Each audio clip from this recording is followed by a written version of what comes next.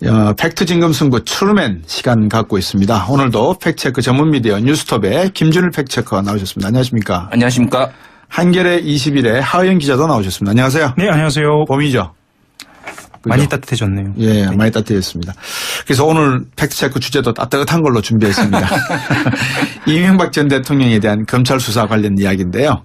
아무래도 지금 검찰 쪽에서 윤석열 지검장 같은데 중앙지검에서 문무일 검찰총장에게 수사사항을 보고하겠다라고 했으니까 일종의 전직 대통령에 대한 애우 관계를 거치면서 구속영장 청구 여부 결정하겠다 뭐 이런 의미가 아니겠습니까? 일단 언제냐라고 기자들끼리는 예. 내기를 하는 뭐 이런 상황이 언제라고 이야기 나오세요? 보통 15일 전후라고 이야기를 하고 있거든요. 지금부터 15일 전후요? 아니요. 그게 아니라 3월 15일. 네, 왜 그러냐면 3월 15일이 본격적으로 본격적으로 후보 등록을 하기 위해서 본인들의 공직 사퇴를 하기 위한 그 시점입니다. 그렇다고 한다면 본격적인 선거가 또 시작된다. 그렇죠. 이렇게 볼 수도 있거든요. 예. 정무적인 판단을 하기 위해서라도 선거전으로 돌입하기 전에 포토라인에 서는 게 좋겠다라고 판단할 수 있다는 겁니다. 예, 선거하고 포토라인 서는 거하고 어떤 관계입니까? 네, 아무래도 야당에서는 이거를 이제 정치 보복이라고 얘기를 하고 계속 이 이슈가 나오면은 좀 뭐 부담이 될 테니까 그런 비판들을 검찰이 아무래도 의식을 해서 아무래도 뭐 이런저런 일정을 다 고려를 하거든요. 그래서 이제 보통 통보를 하고 소환까지는 전례를 보면은 노무현 대통령 때는 4일이 걸렸고요. 통보한 다음에 이제 소환된 게 그리고 박근혜 대통령 때는 6일이 걸렸습니다. 그러면 이제 그 하영 기자가 얘기를 했듯이 15일이면은 다음 주 중에 소환 통보를 해야지 15일에 이제 15일 전후로 해서 할 수 있다라는 거예요. 그래서 일부 언론에서는 이르면 이번 주 중에 한다라고 하는데 이번 주에는 사실 정치적 이벤트가 많습니다. 일단 수요일에는 여야 영수회담이 있지 않습니까? 특사 보낸 거 그런 것도 해야 되고 해서 아마 제 예상으로는 이번 주는 아니고 다음 주 중에 통보를 하지 않을까. 그래서 15일 전후로 해서 이제 소환이 되는 그런 모양새가 나올 것 같습니다. 소환이 되면 소환에 응하게 되나요? 안 응해도 상관이 없나요? 물론 응하지 않아도 상관은 없죠. 그런데 전두환 전 대통령의 신뢰로 봤을 때에도 응하지 않았을 경우에 정치적 실익을 얻기가 어렵죠. 그리고 얼마 전에 이명박 전 대통령이 천안함을 갑자기 찾아간다든지 이런 여러 가지 그 여론을 의식하는 행보를 하고 있지 않습니까? 그렇다고 한다면 본인이 출석하는 모습을 보이는 게 오히려 유리할 수도 있겠다라고 판단을 분명히 할 것 같습니다. 김준일 팩트체크 지금 이명박 전 대통령이 받고 있는 혐의가 어떤 겁니까? 주요 혐의가? 사실 너무 많아서요. 너무 많아요? 갑자기 이게 좀 급속도로 양이 중량도만 몇 가지 뭐 짚어주시죠. 일단은 뇌물죄로 받은 게 한 100억 원 된다고 하던데요? 거의 합치면 100억 원인데 이 중에서 이제 정확하지는 않습니다. 왜냐하면 그 금액이 특정되지 않은 부분이 있으니까. 근데 이제 제일 큰 게 그 다스 소송 그 대납 비용 그게 60억입니다. 그래서 그 삼성이 이제 대준 건데 이학수 전 비서실장이 실토를 했죠. 근데 이제 요거는 혐의가 입증이 되려면은 일단은 다스하고의 이명박 대통령과의 그 특수관계 실소유주 여부가 명확해져야 됩니다. 그래야지 이게 이제 이 60억도 뇌물죄로 이렇게 포괄적 뇌물죄로 이제 할 수가 있는 건데 그런 부분에 있어서 굉장히 이제 아직은 예측하기가 힘든데 어쨌든 지금 받고 있는 혐의는 뇌물수수가 있죠. 특정경제법상 뇌물수수가 있고요. 횡령 배임이 있고요. 공직선거법 위반도 있습니다만 만약에 이제 다스가 실소유주라고 하지만 그거는 이미 공소시효가 지나서 큰 의미는 없고요. 그래서 특경법상 횡령 배임이 제일 크거든요. 이거 같은 경우에는 좀 뭐 징역형이 이제 그 액수에 따라 다른데 5억 원 이상이면은 뭐 제법 많이 나옵니다 이게. 5억 원 이상이면 한 15년 정도 나오나요? 뭐 나중에 저희들이 확인해 보고요. 그렇죠. 확인해 보고. 근데 이제 이명박 전 대통령의 내용을 보면 국정원 특수활동비 유용 이게 아까 배임 횡령 사건이라고 말씀하신 건가요? 특수활동비 유용한 것도 있어요, 그죠? 그러니까 전직 대통령으로서 이렇게 이번에 혐의를 받고 있는 내용을 보면 전부 돈과 관련된 내용이에요. 국정원 특수활동비 같은 경우에는 뇌물로 인정이 되느냐 여부가 쟁점이 될 텐데 이명박 대통령 쪽에서는 그냥 편법 예산 사용이나 공금 유용이다 이렇게 주장을 하고 있는 상황이고 앞으로 그런 논리를 펼 것으로 보이고요. 좀 전에 말씀드리다 중단한 부분 수뢰액이 1억 원 이상인 경우에 특히 공무원의 뇌물수수 같은 경우에는 법정형이 무기징역 또는 10년 이상이거든요. 그래서 5억 원 이상인 경우에는 대법원 양형위원회에서 그 형량을 가늠한 걸 보면 징역 9년에서 12년 정도니까요. 특히나 점점 늘어나고 있거든요. 지금 액수가요. 그러니까 아까 말씀하셨던 그 삼성의 소송비용 대납 같은 경우에도 현대차 이야기도 나오기 시작하고요. 그리고 소송과 관련돼서도 당장 그 다스와 관련된 소송에서 140억 원을 돌려받기 위한 과정을 그것이 불법성이 드러날 경우에는 또 다른 혐의가 또 추가되고요. 이거 말고도 그 이팔성 전 우리금융지주 회장의 뇌물 같은 경우에도 그렇죠. 더해지고 또 더해지면 상상 이상으로 커질 것이라는 전망이 우세합니다. 근데 저는 한 시민으로서 국민의 한 사람으로서 참 모르겠습니다. 정권을 안 잡아봐서 그런지 아니면 돈에 목말라 보지 않아서 그런지 모르겠지만 역대 대통령들께서 쭉 놓고 보면 이 명예로운 대통령 직위라는 것을 둘째로 놓고 주변의 자녀든지 하여튼 모든 분들이 뇌물과 관련돼서 안 엮이신 분들이 없잖아요. 그죠? 왜 우리는 국가적인 이런 비극적 사태를 늘 계속해서 그 정부가 문민정부가 되었건 군부 정권제 되었건 왜 이런 형태의 돈과 관련된 내용들로 이렇게 대통령의 명예를 실추를 스스로 입어야 되나요? 왜 그렇습니까? 놔두지 않습니까? 되고 나면? 아무래도 이 압축 성장 과정에서 민주화의 기간도 짧지 않았습니까? 서구 사회에는 200년, 300년이 걸려서 어떤 그 민주화 시스템이 정착이 됐는데 한국은 압축 성장을 하다 보니까 그런 정치 시스템이 아무래도 낙후됐고 그동안에 어떤 돈으로 이제 뭐 사람들의 인맥이나 이런 것들을 관리하던 그런 것들이 좀 뿌리 있게 남아 있어서 그렇다. 이명박 대통령께서는 왜 그러셨는지 지난 1월 17일 기자회견 발언 등을 통해서 컷으로 청취자 여러분 듣고 가시겠습니다. 온갖 음해에 시달렸습니다. 여러분 이거 다 거짓말인 걸 아시죠? 여러분 허풍입니다. 허풍. 누가 나에게 돌을 던질 수 있습니까? 그러나 저는 떳떳하지 않습니다. 누구도 나의 길을 막을 수가 없습니다.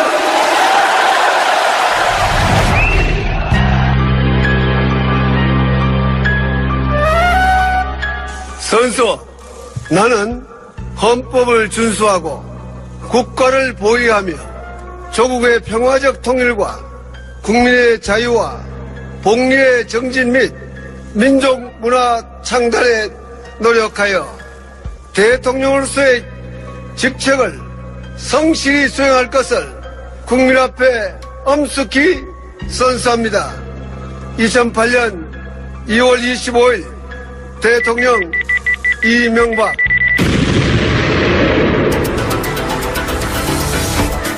저는 만에 하나라도 제가 책임이 있다면 대통령이 되어서라도 책임지겠다는 이야기를 한 바가 있습니다. 그 대통령이 된 후에도 이 BBK 문제와 관련해서 뭔가 문제가 있다면 그리고 문제가 있다는 건 간단하죠. 주식 소위 거래하는데 부당 거래죠. 말하자면 주가 조작. 조작이라고 할 수 있죠. 주가 조작에 가담을 했느냐. 그 BBK라는 회사가 내 회사냐. 아니 그 두 가지 문제니까요. 두 가지 문제는 뭐 아주 간단하게 쉽게 법적으로 조사하면 아주 간단하게 조사할 수 있다. 저는 이렇게 생각하고 있기 때문에. 만약에 밝혀지면 대통령직을 그만둘 수도 있다. 그렇습니다. 투명하다는 그런 식으로. 네, 그렇습니다. 좋습니다. BBK 주가 조작에 제가 관여를 했다면 책임지겠다는 그 무한 책임을 제가 약속했습니다. 한 점에 무슨 변명을 하고 설명할 필요가 없다고 생각합니다. 사실. 이 문제에 관련이 있다면 무한 책임을 지겠다고까지 했습니다. 국민 여러분, 저를 매우 송구스럽고 참담스러운 심정으로 이 자리에 있었습니다. 저는 대한민국 제17대 대통령으로서 이런 자랑스러운 역사를 지키겠다는 마음가짐으로 국정 수행에 임했습니다. 최근 역사 뒤집기와 보복 정치로 대한민국의 건강이 흔들리는 데 대해 참담함을 느낍니다. 적폐청산이라는 이름으로 진행되고 있는 검찰 수사에 대하여 많은 국민들이 보수를 괴멸시키고 또한 이를 위한 정치 공작이자 노무현 대통령의 죽음에 대한 정치 보복이라고 보고 있습니다. 저와 함께 일했던 이명박 정부 청와대와 공직자들에 대한 최근 검찰 수사는 처음부터 나를 목표로 하는 것이 분명합니다.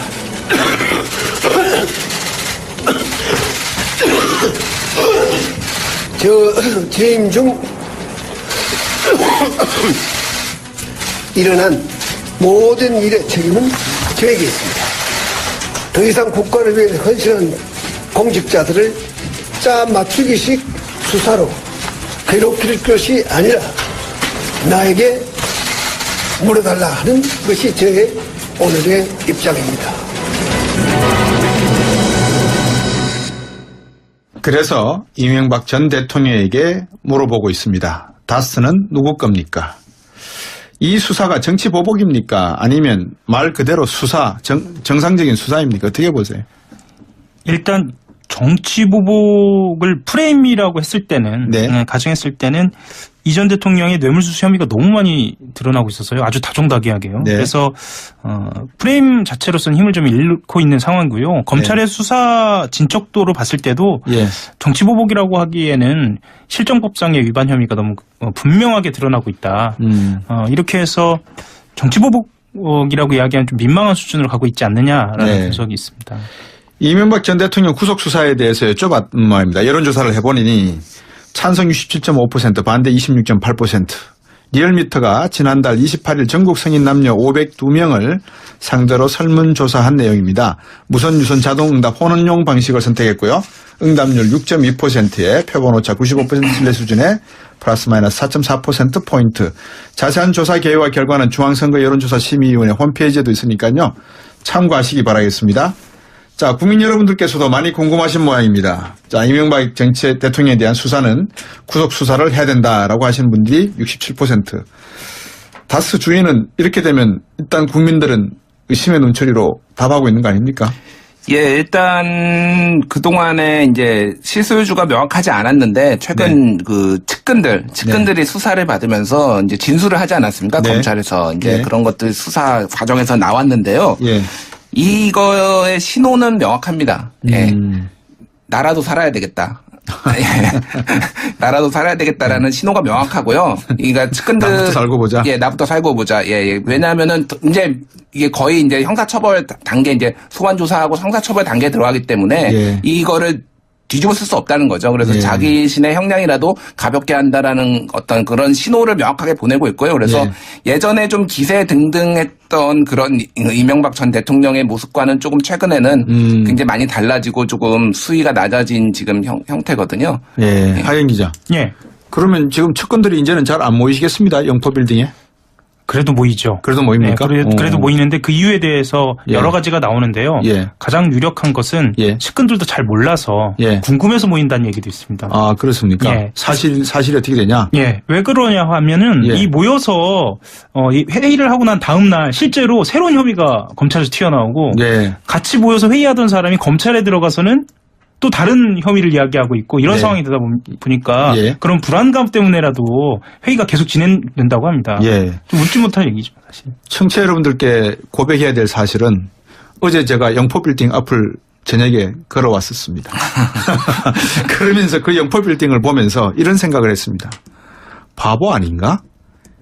자기한테 화살이 날아올 걸 뻔히 알면서도 왜 그 중요한 문건을 지하 1층에 숨겨놓았을까? 그거를 미리 빼돌리지 왜 못했을까? 이 질문을 했거든요. 옆에 계시던 분이 동의했습니다. 옆에 계시던 분이 변호사시거든요. 자기도 이해가 안 된다 그러시더라고요.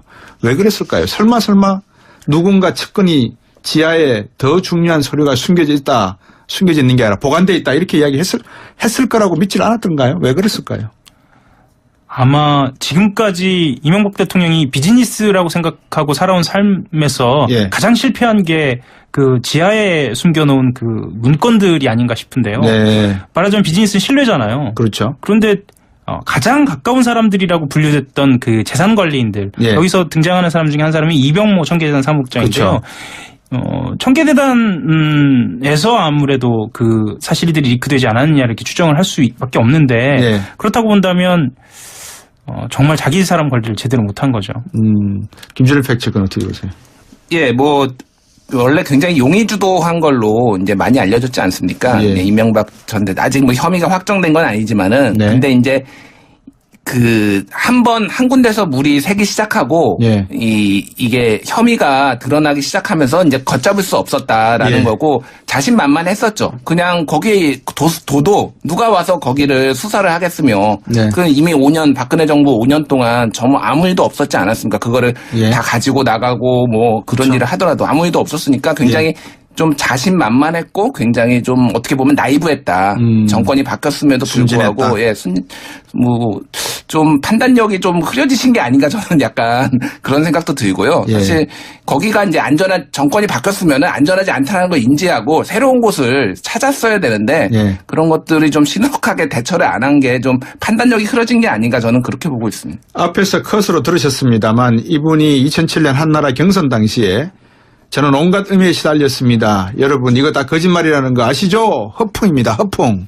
그런 말도 들으셨고 대선 후보로 나왔을 때 저는 그러한 삶을 살아오지 않았습니다. 여러분 누가 나에게 돌을 던질 수 있습니까? 그러나 저는 끄떡하지 않았습니다. 누구도 나의 길을 막을 수 없습니다. 이 기조라고 하시면 소환이 이루어지면 응하셔야 되겠네요. 그죠? 당연히 응할 겁니다. 당연히 예. 응할 거고 일단은 그 변호인들도 소수지만 선임을 했다고 선임을 해서 예. 준비를 하고 있는 상황이기 때문에 어느 그 순서대로 어떤 논리로 응할지만 좀 간결하게 정리를 해서 대비를 할 것으로 보입니다. 근데 김준일 팩트체크 예. 우리가 일반적으로 생각해서 정말 일반적으로 생각해서 만약에 보수 정부가 또다시 정권 연장을 해서 정권을 잡았다면 예. 과연 이명박 대통령이 수사선상에 올랐을까요? 뭐 알 수는 없죠. 역사의 가정은 가정. 없으니까. 근데 예. 저는 안 섰으리라고 봅니다. 그러면 그러면 만약에 그 논리선상에서 연장하면 보복 수사 아니에요? 어찌 보면 묻혀 있었던 진실이 드러난 것으로 볼 수 있죠. 네. 이것은 보복이 아니고 감춰진 진실이 아닐까라는 생각이 좀 듭니다. 뭐 이것은 그 언론의 한 역할이었기도 했는데 그렇다면 기자로서 무엇을 했느냐라고 하면 저 또한 뭐 부끄럽고 좀 참담한 그런 심정이긴 한데요. 어쨌거나 이것이 보수 정권이었으면 덮였을까라고 한다면 저는 보수 정권이었어도 반드시 드러났어야 했다 정도가 맞지 않을까 싶습니다. 가장 간단한 그 진리라고 해야 될까요? 상식이 하나 있죠. 완전 범죄란 없다라는 거, 그죠? 네. 영포빌딩 바로 건너편 서초 로타리 건너편에 있는 교회가 이명박 대통령 다니시는 교회죠. 사랑의 교회. 예. 맞죠? 소망교회로 소망교회입니다. 제가 또 착각하고 있었군요. 예. 왜냐 그러면 그 말씀을 좀 드리려고 했거든요. 예. 어쨌든 이명박 대통령께서 말씀하신 내용을 들어보면 전 대통령께서 말씀하신 내용을 들어보면 좀 억울하다라는 내용이 상당히 들어가 있어요. 그렇죠. 근데 이 말씀은 신자로서 한 인간으로서 또 대통령 헌법을 수호하고 국가를 보호해온 한 대통령, 전직 대통령으로서 하시는 말씀에 대한 진실성도 어느 정도 우리가 감안을 해줘야 되는 거 아닌가 싶은 생각이 들거든요.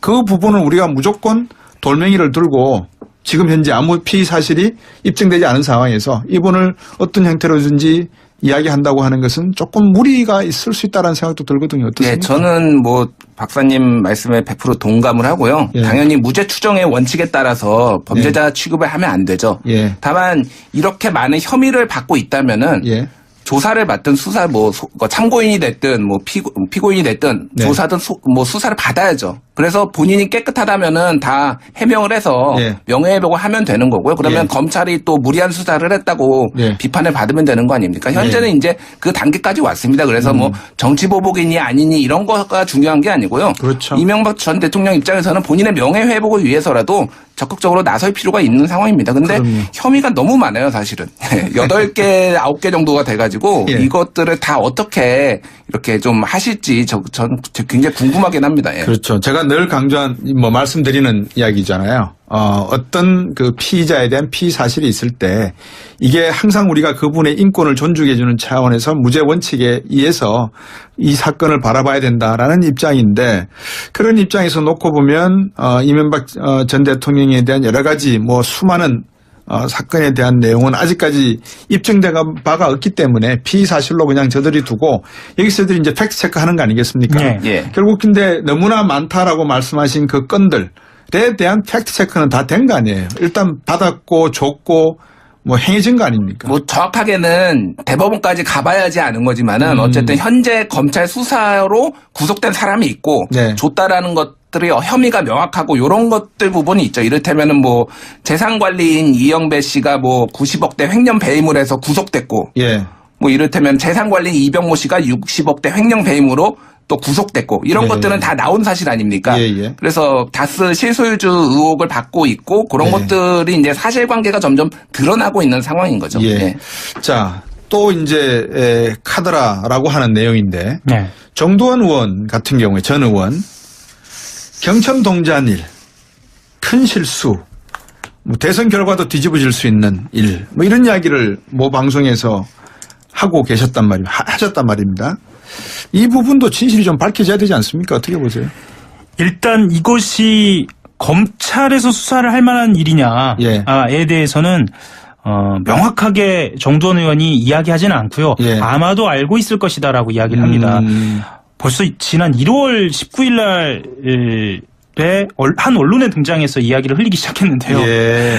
경천 동지할 일 3가지 이렇게 이야기를 하기 시작하고 예. 온 언론들이 다 주목을 하자 본인은 가족과 관련된 일이다 정도 흘리고 그리고 또 한 보름 있다가 김윤옥 여사 이야기를 꺼냈단 말이죠. 그렇죠. 예. 그렇게 이렇게 조금씩 뭐랄까요 좀 흘리기처럼 보이는 것도 과히 보기는 좋아 보이지는 않습니다. 그러니까요. 김일 팩처. 예, 일단 제가 판단하기엔 이건 제 예. 의견입니다만은 예. 정두원 전 의원이 지금 언론에 장사를 하고 있다. 이명박이란 소재를 가지고 장사를 하고 있다. 예. 왜냐하면 주목을 받고 있지 않습니까? 계속 예. 사실은 정두원 의원은 전 의원은 예전에 굉장히 그 친이계로 분류됐던 그렇죠. 분이에요. 예. 그래서 굉장히 가까웠던 분이고 뭐 직접 뭐 돈을 받고 그런 일은 아직 뭐 없는 걸로 알려졌지만은 굉장히 정치적으로도 책임을 져야 되는 분인데 갑자기 예. 나타나서 이명박 그러면서 또 막상 그 얘기는 정확하게 하지 않고 하나씩 흘리는데 그거는 저는 좀 굉장히 언론 플레이를 하고 있고 본인의 가치를 주목을 이 기회에 좀 가치를 높여보려는 그런 식으로 좀 비춰지고 있고 하호영 기자가 방금 얘기를 했지만은 사실은 그 돈이 어떻게 쓰였든 중요한 건 아닙니다. 어쨌든 뇌물이 받은 것만 입증이 되면은 그 돈을 명품 가방에 썼든 그거는 이제 국민들의 분노를 더 일으킬 수는 있지만은 혐의를 입증하는데 그게 중요한 건 아니죠. 돈이 받았느냐 안 받았느냐가 중요한 거기 때문에 부차적인 문제 같습니다. 두 분께서 청취자분들에게 도움을 좀 주십시오. 왜냐 그러면 저희들이 지금 상당한 1년 기간 동안 적폐 이야기를 하면서 또 설문조사 이야기들이 많이 나옵니다. 뭐 여론조사를 했더니 어떻더라. 그러다 보니까 이게 어떤 피사실에 대한 확인이 입증된 증거나 물증에 의해서가 아니라 먼저 언론에 툭 던져놓고 아니면 말고 식의 이야기가 되다 보니까 언론도 상당히 책임져야 될 부분이 있고 신중해야 될 부분이 있거든요. 왜냐하면 언론에서 한번 나가버리면 이거는 전 국민을 대상으로 해서 나가버리는 이야기지 않습니까? 주워 담기도 힘듭니다. 그런 의미에서 두 분이 보시기에 팩트 체크를 하는 과정에서 어떻게 청취자분들은 이런 사건에 대해서 이해를 하셔야 되는지 접근법에 대해서 좀 설명을 주시죠. 사실 지금은 그 기준을 말씀드리기 좀 민망한 수준입니다. 왜냐하면 이게 피의 사실 공표냐 아니냐라는 것을 구분을 해서 검찰이 지금 그 선상에 설 만한 것을 두고 고민 끝에 발표를 하는 것이고 그것을 또 언론이 전달하는 것이긴 한데 그렇다고 한다면 어떤 것을 가려 들어야 하느냐라고 했을 때는 나중에 이 지금 거의 10여 가지가 넘는 것 중에 무죄가 나오는 것을 언론이 어떻게 책임져야 하는 것인가에 대한 고민까지 가기 때문에 사실은 좀 어렵습니다. 그런데 이거는 분명합니다. 뭐냐 하면 다스는 누구 겁니까? 라는 질문에 대한 답 그리고 그것과 무관하게 뇌물을 받았느냐 안 받았느냐의 답은 좀 구분해서 다스는 누구 겁니까? 라는 질문에 대한 답은 굉장히 멀리 가는 굉장히 정치하게 들어가는 재판에서 어떻게 될지 모르는 변수가 있는 문제고 사실은 이팔성 전 회장을 말씀드렸지만 그분을 위시해서 뇌물을 주고받은 건 좀 분명하다. 예. 뭐 이 정도는 말씀드릴 수 있을 것 같습니다. 알겠습니다. 김준일 팩트체크.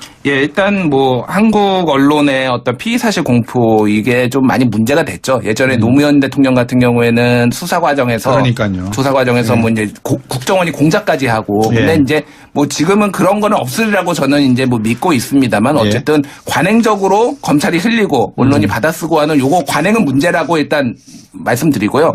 다만 이제 지켜보셔야 될, 국민 여러분께서 지켜보셔야 될 거는, 이제, 이 다스의 실소유주가 누구냐, 아까 그 하영 기자가 얘기했지만은 그 부분은 일단은 그 별도의 문제입니다. 그동안 계속 다스 얘기를 했지만은 이미 그 뇌물수수로 넘어갔어요. 모든 요 포인트가 그렇죠. 이미 다 밝혀지고 있기 때문에 그 부분에서 유죄가 나면은 다스가 밝히지 못하더라도 분명히 죄는 죄값을 치러야 된다. 이런 부분에 좀 집중하시면 좋을 것 같습니다. 그 한 정치인을 우리의 지도자로 뽑기 위해서는 그 사람의 일기장을 저희들이 국민들이 정말 샅샅이 낱낱이 들여다볼 수가 있어야 되지 않나 하는 생각을 늘 해봅니다. 그 사람이 어떻게 살아왔고 어떤 철학을 가지고 있고 어떻게 국정을 운영할 비전을 가지고 있는지 어릴 때부터 가졌던 그 꿈과 이상을 일기장을 들여다보지 않고 그 당시에 유행하는 말로 그 당시에 하나의 유행하는 시대적 흐름으로 지도자를 뽑게 되면 그 끝이 과연 우리 국가와 민족에게 어떤 도움이 될지 한번 생각해보는 시간으로 갖도록 하겠습니다. 오늘 두 분 말씀 잘 들었습니다. 고맙습니다. 팩트 진검승부 트루맨 팩트체크 전문 미디어 뉴스톱의 김준일 팩트체커 그리고 한겨레 21의 하영 기자 두 분과 함께했습니다. 고맙습니다. 감사합니다. 화요일로 오겠습니다. 곽수정이었습니다. 고맙습니다.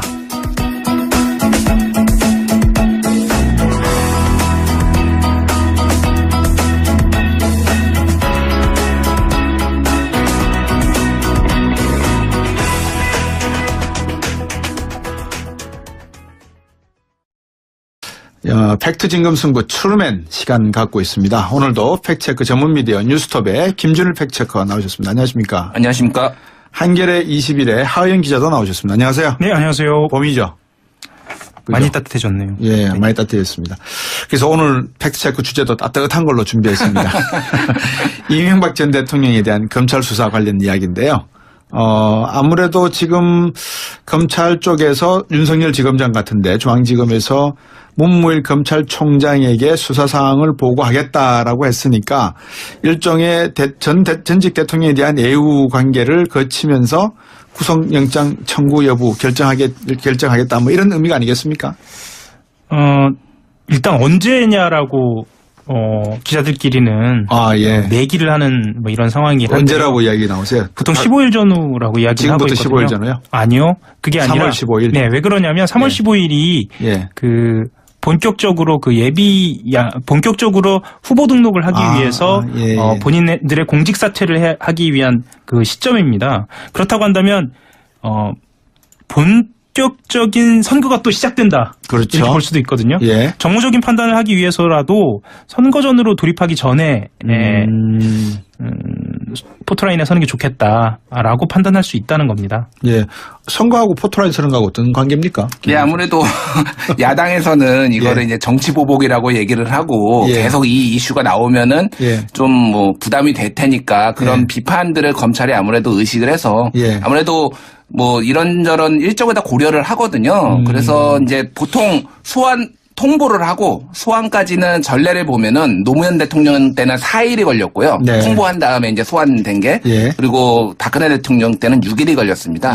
그러면 이제 그 하영 기자가 얘기를 했듯이 15일이면은 다음 주 중에 소환 통보를 해야지 15일에 이제 15일 전후로 해서 할 수 있다라는 거예요. 그래서 일부 언론에서는 이르면 이번 주 중에 한다라고 하는데 이번 주에는 사실 정치적 이벤트가 많습니다. 일단 수요일에는 여야 영수회담이 있지 않습니까? 특사 보낸 거 그런 것도 해야 되고 해서 아마 제 예상으로는 이번 주는 아니고 다음 주 중에 통보를 하지 않을까. 그래서 15일 전후로 해서 이제 소환이 되는 그런 그 모양새가 나올 것 같습니다. 소환이 되면 소환에 응하게 되나요? 안 응해도 상관이 없나요?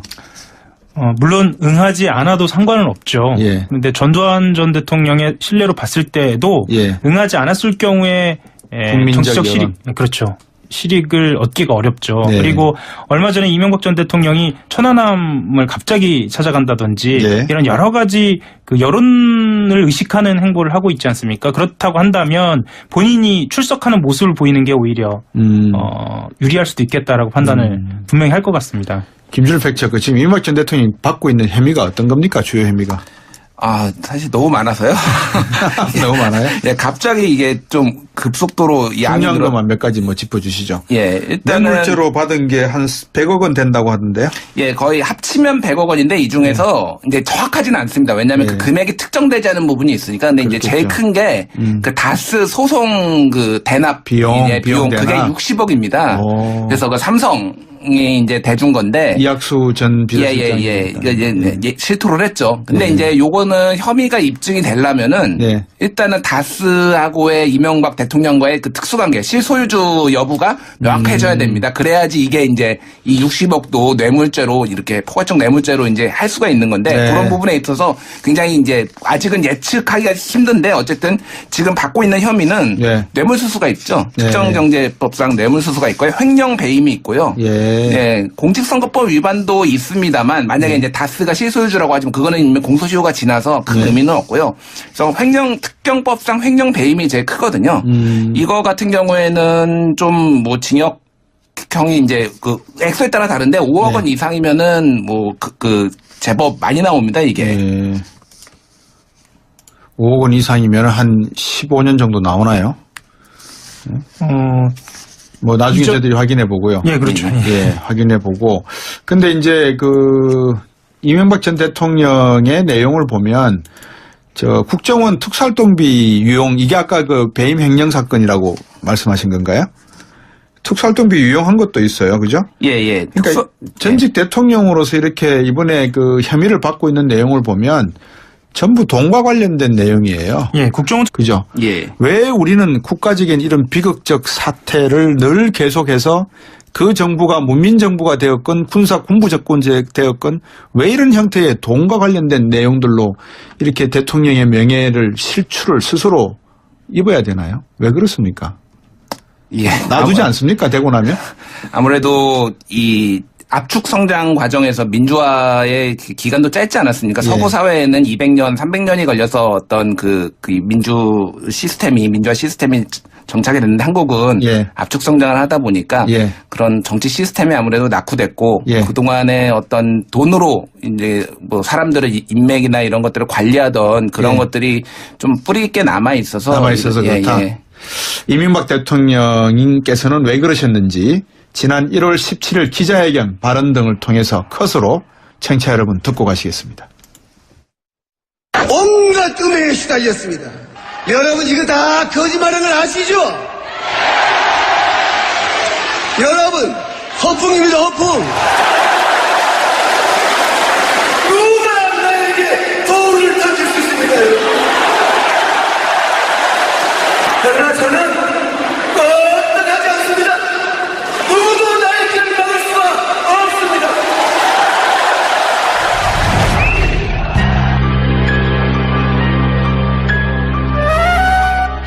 선수, 나는 헌법을 준수하고 특수활동비 같은 경우에는 뇌물로 인정이 되느냐 여부가 쟁점이 될 텐데 이명박 대통령 쪽에서는 그냥 편법 예산 사용이나 공금 유용이다 이렇게 주장을 하고 있는 상황이고 앞으로 그런 논리를 펼 것으로 보이고요. 좀 전에 말씀드리다 중단한 부분 수뢰액이 1억 원 이상인 경우에 특히 공무원의 뇌물수수 같은 경우에는 법정형이 무기징역 또는 10년 이상이거든요. 그래서 5억 원 이상인 경우에는 대법원 양형위원회에서 그 형량을 가늠한 걸 보면 징역 9년에서 12년 정도니까요. 특히나 점점 늘어나고 있거든요. 지금 액수가요. 그러니까 아까 말씀하셨던 그 삼성의 소송비용 대납 같은 경우에도 현대차 이야기도 나오기 시작하고요. 그리고 소송과 관련돼서도 당장 다스와 관련된 소송에서 140억 원을 돌려받기 위한 과정을 그것이 불법성이 드러날 경우에는 또 다른 혐의가 또 추가되고요. 이거 말고도 그 이팔성 전 우리금융지주 회장의 뇌물 같은 경우에도 더해지고 또 더해지면 뭐 네, 상상 이상으로 커질 것이라는 전망이 우세합니다. 근데 저는 한 시민으로서 국민의 한 사람으로서 참 모르겠습니다. 정권을 안 잡아봐서 그런지 아니면 돈에 목말라 보지 않아서 그런지 모르겠지만 역대 대통령들께서 쭉 놓고 보면 이 명예로운 대통령직이라는 것을 둘째로 놓고 주변의 자녀든지 하여튼 모든 분들이 뇌물과 관련돼서 안 엮이신 분들이 없잖아요.